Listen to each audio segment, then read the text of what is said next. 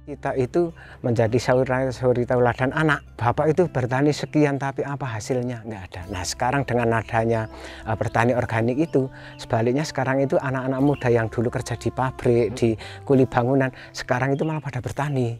Karena tahu manfaatnya. Yang pertama mungkin dalam program pola tanam sudah bagus, kemudian pasarnya juga sekarang itu mohon maaf sudah agak luas, kemudian menyerap semua itu, nanti bagaimana kita itu bisa bertani secara berkelanjutan.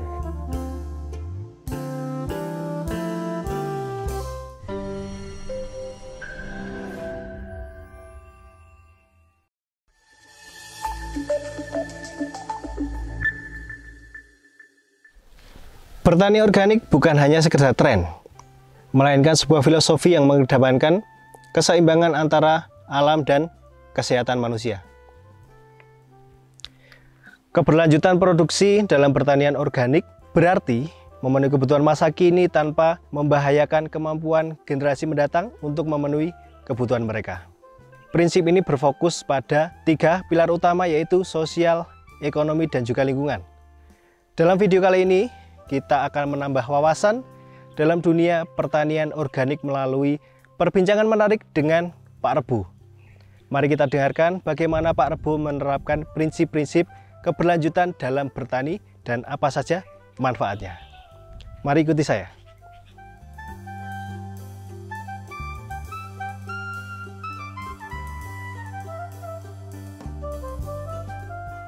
Warga Taniling, saat ini kita sudah berada di daerah pegunungan dengan hamparan sayur mayur yang segar, ditambah udara yang dingin, jadi tambah seger untuk ngobrol kita hari ini, Pak. Betul ya. Kenalan dulu dengan warga Taniling. Oke, terima kasih. Nama saya Rebo Wahono, Ketua Kelompok Tani Bangkit Merbabu, Dusun Kaliduren, Desa Batur, Kecamatan Getasan, Kabupaten Semarang, Jawa Tengah, yang kami bergerak di bidang hortikula sayur organik, Mas. Oke. Ya. Nah, teman-teman, ini nanti yang akan kita bahas dengan Pak Rebo adalah mengenai pertanian organik, ya, Pak. Betul ya. Dan tentunya keberlanjutan lingkungan tentang pertanian organik. Mungkin kita awali dengan sejarah dulu, Pak. Ya. Sejarahnya dari kapan mulai tanam sayur mayur organik, Pak? Sayur organik kita mulai budidaya di tahun 2008. 2008 ya? Okay. Kemudian sampai 2011 dan 2012 apa yang disebut organik adalah dapat membuktikan dengan terkait sertifikat. Nah, di tahun 2012 itu kita dapat sertifikat organik. 2012 itu sertifikat tingkat nasional, kemudian disusul dengan tahun 2016 itu kita punya sertifikat yang internasional, jadi standar ekspor. Berarti nasional itu untuk yang Indonesia. Indonesia. Yang ekspor harus pakai itu sertifikat internasional itu. Kembali lagi ke organik. Ya. Dulu alasan atau latar belakang yang sekarang bertani di sini itu organik. Itu alasannya apa? Ya, jadi alasan kita kenapa berorganik bahwa kita itu sadar dengan kehidupan yang mungkin sekali dan kemudian petani itu menjadi suri tauladan anak cucu kita. Kebetulan lahannya sedikit itu kalau kita genjot dengan kimia full ternyata hasilnya itu bukan hanya memuaskan tapi malah sebaliknya. Kita itu nggak bisa meningkatkan ekonomi, bahkan selalu itu kita hubungan dengan pihak-pihak yang meminjami karena memang selalu beli.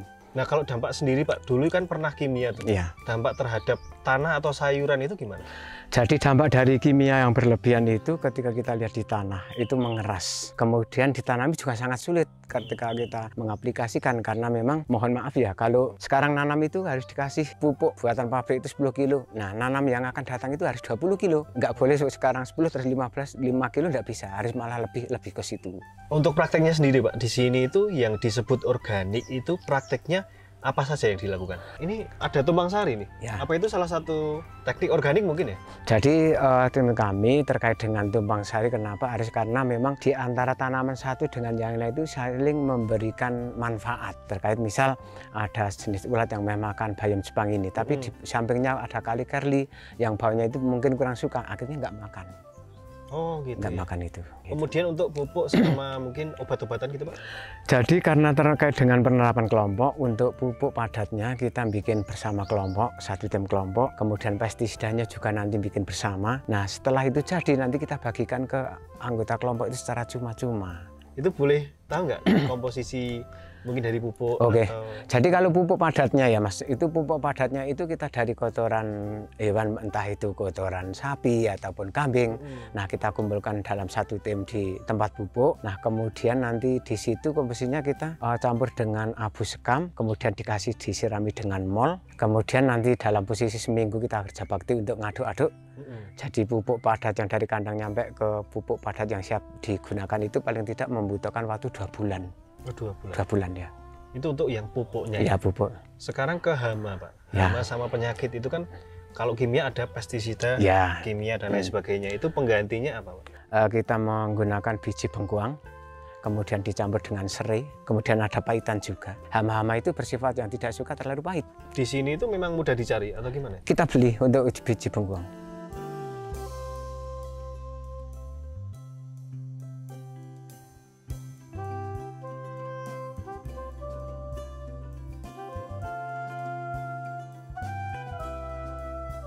Oke, Pak Rebu. Ya. Jadi kalau setiap mungkin di kimia ya, kimia maupun di organik itu kan pasti ada kekurangan dan kelebihan. Ya. Nah, saat ini kita bahas tentang organik kan. Ya. Nah, kalau organik sendiri itu manfaatnya bagi mungkin dari lingkungan sampai manusia mungkin, Pak. Apa Ya, sih, ya. Pak? Nah, setelah beralih ke organik ini, tugas kita adalah bagaimana unsur hara yang sudah hilang itu kita berhak mengembalikan dengan adanya selalu dan selalu dikasih mol, selalu dan selalu dipakai PGPR, selalu dan selalu dikasih pupuk padat organik, biar nanti ketika tanahnya itu gembur, sehat, nanti menghasilkan kualitas sayur yang sangat bagus. Itu menjadi momen tersendiri bagi kelompok tani Bangkit Merbabu khususnya. Setelah kita membenahi lahan tanah, kemudian nanti kita itu menjadi sahuri tauladan anak. Bapak itu bertani sekian tapi apa hasilnya? Nggak ada. Nah, sekarang dengan adanya bertani organik itu, sebaliknya sekarang itu anak-anak muda yang dulu kerja di pabrik, di kuli bangunan, sekarang itu malah pada bertani. Karena tahu manfaatnya. Yang pertama mungkin dalam program pola tanam sudah bagus, kemudian pasarnya juga sekarang itu mohon maaf sudah agak luas. Kemudian menyerap semua itu, nanti bagaimana kita itu bisa bertani secara berkelanjutan. Jadi mungkin kesejahteraan masyarakat di sini betul Mas, tergantung ya. Sama pemuda yang akan menjadi generasi selanjutnya itu juga enak gitu kan. Betul. Nanti tanah nggak rusak, tinggal mereka lanjutkan gitu. Ya, betul ya. Pak Rebu, ya, kalau untuk produksi ya, biaya produksi dibandingkan dengan kimia itu lebih mahal apa lebih murah? Terkait sekarang kita pindah ke organik itu akan memangkas biaya kurang lebih 60%. Nah, kenapa 60%? Mohon maaf ya, kita itu kan pupuk sudah bikin sendiri kelompok, kemudian pestisida sudah bikinan sendiri. Bahkan benih yang kita tanam sebagian itu pada bikin sendiri. Tugas kita hanya merawat. 60% ya tadi? Ya. 60% lebih murah daripada kimia. Ya. Nah, itu untuk harganya sendiri gimana? Terkait dengan harga, kita itu harganya itu selalu mahal. Yang pertama, bagi orang-orang yang suka kesehatan, kita punya pasar yang menentu untuk ekonomi masing-masing anggota khususnya dan kelompok umumnya. Itu pada kalau kita cerita itu sekarang lebih dari 60% untuk peningkatan ekonomi. Jadi kalau untuk harga di sayur sendiri itu aman gitu? Ya sudah aman, karena kita itu sudah kontrak. Keuntungan lebih tinggi juga dong, Pak? Ya cukup lumayan sampai sekarang itu juga alhamdulillah gitu. Oke.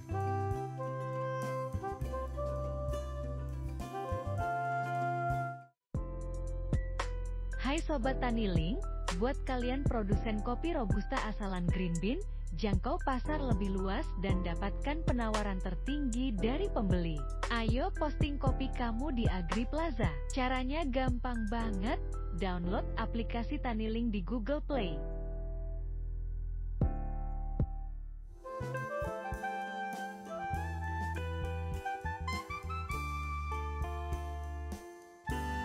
Tantangan sendiri Pak, yang pernah dirasakan itu sampai sekarang apa Pak? Ya kalau tantangan terkait sekarang itu adalah kalau kita di awal-awal berorganik itu memang kita yang tantangannya di pasar. Itu untuk awal-awal yang untuk dulu awal-awalnya. Kalau karena, sekarang sudah cukup lumayan. Karena tadi sudah ada yang kerjasama mungkin ya? Betul ya. Dulu berarti awalnya nggak semua percaya dong harus yuk ganti ke organik. Ya, Nggak semua mau, tidak. kan? Jadi harapan kita memang seperti dulu itu tidak semudah orang itu membalik telapak tangan. Wah, sekarang kimia, besok organik. Paling tidak dari kimia full ke organik itu membutuhkan waktu 2 tahun. Oh, 2 tahun. 2 tahun lahannya itu kita Pengembalian kesuburan tanah tadi ya? kita benahi dulu, kita gemburkan dulu lahan biar sehat. Nah, setelah itu baru berhasil menanam. Pergantian dari kimia ke organik tadi kan 2 tahun. Iya. Metodenya yang dilakukan untuk tanah itu gimana? Yang pertama kita harus menanam dulu itu benih-benih jagung. Kalau tidak jagung ya kacang-kacangan. Karena memang dari situ, dari akar itu akan meninggalkan bakteri-bakteri yang untuk membantu kesuburan untuk lahan. Bukan buat panen ya? Bukan. Itu buat tanah ya? Ya, perawatan tanah untuk, ke kesuburan biar untuk yang menyuburkan. bagus, kan? Betul ya.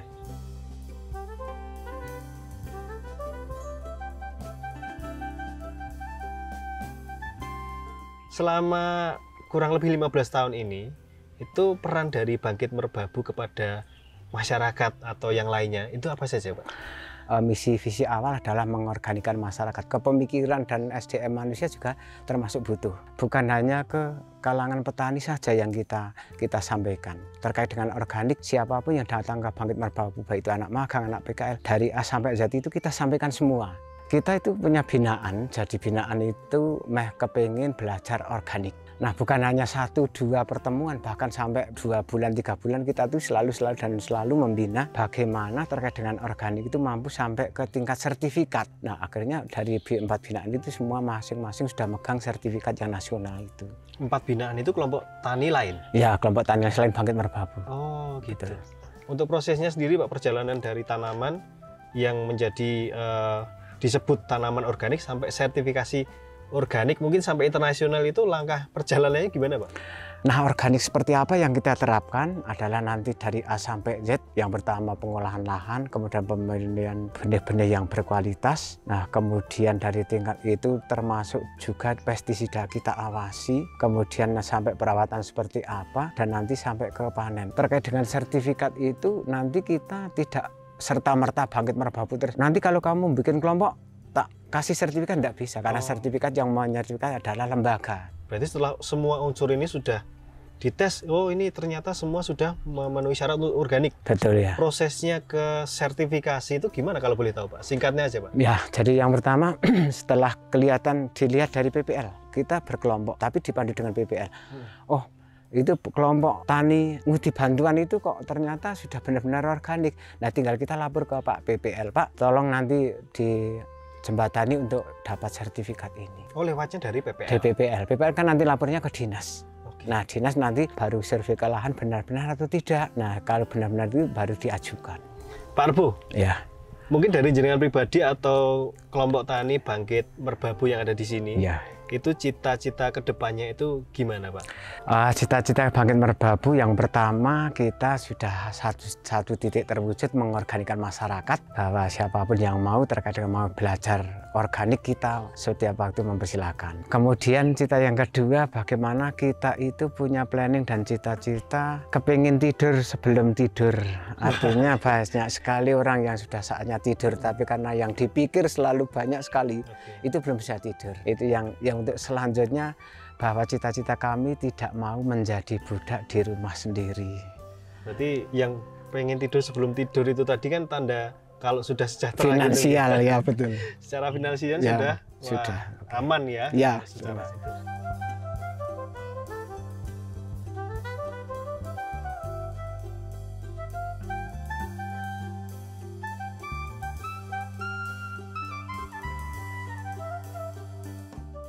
Mungkin itu dulu teman-teman. Terima kasih banyak Pak Sama-sama Rebo. Mas, nggih. Terima Teman-teman kasih kalau juga. ada yang mau belajar mengenai pertanian organik terutama di pertanian horti ya, Ya, itu bisa menghubungi Pak Rebo atau bisa ke sini main karena di sini lahannya ya, Ya, lahannya untuk pertanian ini sangat banyak sekali dan luas sekali. Mungkin nanti teman-teman yang ingin mungkin kelompok tani ya yang ingin belajar maupun lanjut ke sertifikasi organik bisa Ya, belajar langsung dengan Pak Rebo. Mungkin itu saja teman-teman, semoga menginspirasi. Jangan lupa like, komen, dan subscribe. Dan jangan lupa download aplikasi Tanilink di Google Play Store. Salam Tanilink TV. Bisnis agri tak pernah mati.